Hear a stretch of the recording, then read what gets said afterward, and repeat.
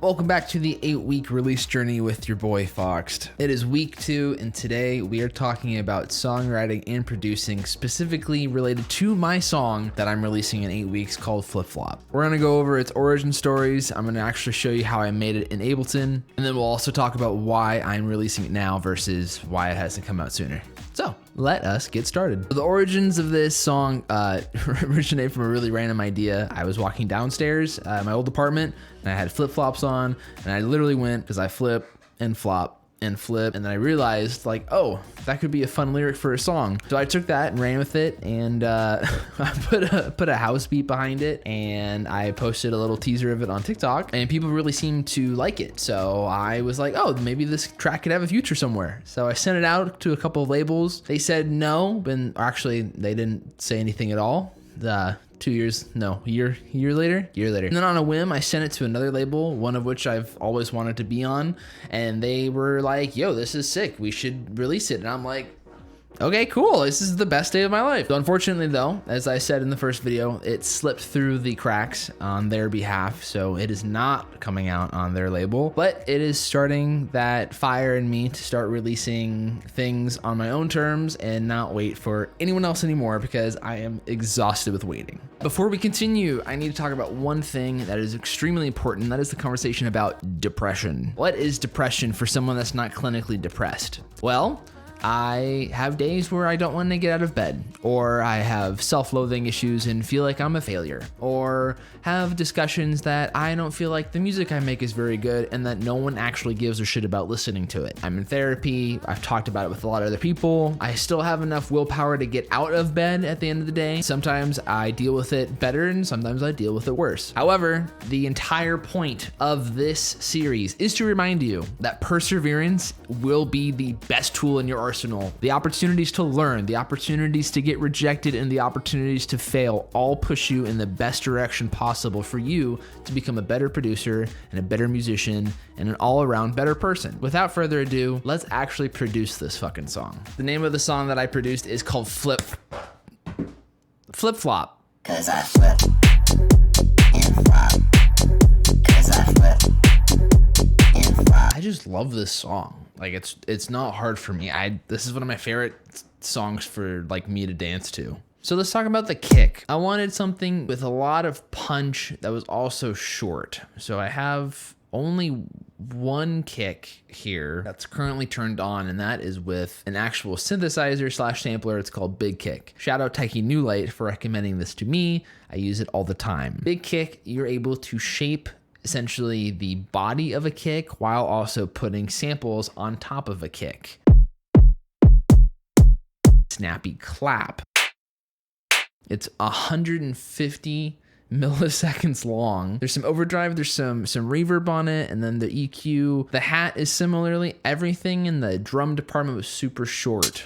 I mean, shit, the hat was 40 milliseconds long. Once again, there's overdrive, a little bit of Valhalla mix. It's not the reverb decay that's coming through, it's the width that's coming through. There are some other drum samples like this,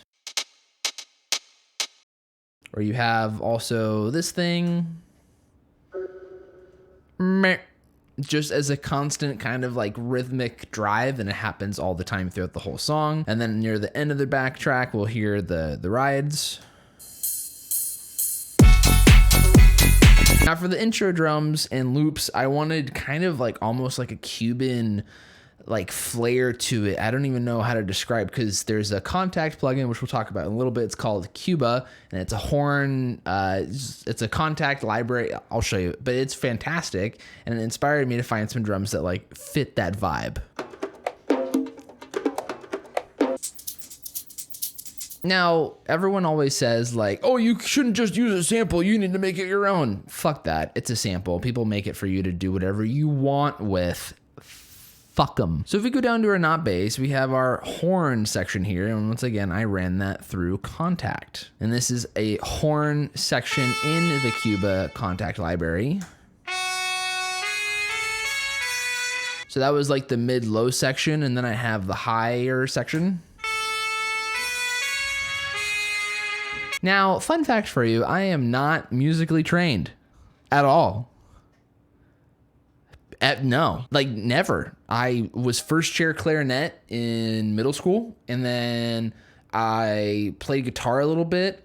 My fingers and my dexterity and how fast my fingers can go, and also their flexibility sucks. My musical instrument is a MacBook or a PC or a MIDI controller or a DJ board or a CDJ. That's it. That's all I got. Everything else is self-taught, and I guess I have a good enough ear to figure out what sounds like garbage and what doesn't sound as garbage.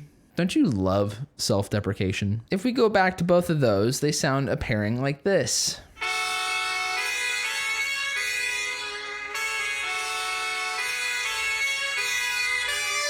And what you're noticing is probably, why is there like a panning effect on them? Like, that's kind of wonky and crazy. I believe it is within Shaperbox here that I have liquid and pan that are automated. So the mix and the liquid on both of these is being automated with Shaperbox to give it that kind of weird, like, weeble wobble sound as it gets, progressing towards the drop.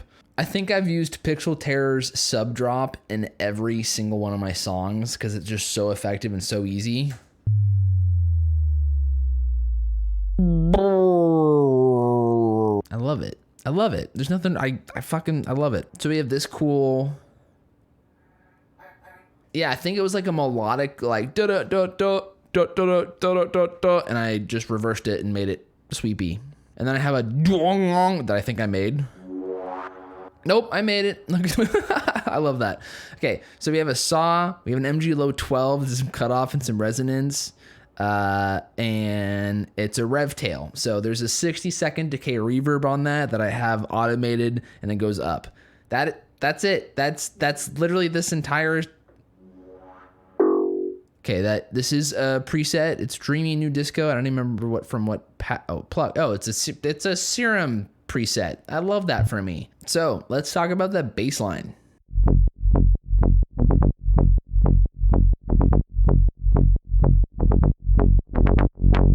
We have this patch that I made. It is two saws. One of them is unisoned to 10 so that there is some width, and also the level is automated so it's not constantly conflicting with the actual sub bass part of this saw wave, which is not having any unison at all. It's also 7 semitones higher, and it's set to random, which I know could probably cause some phase issues, but it doesn't in this case, or at least it doesn't enough to affect anything that I'm doing or enough to care about. So take that as you may.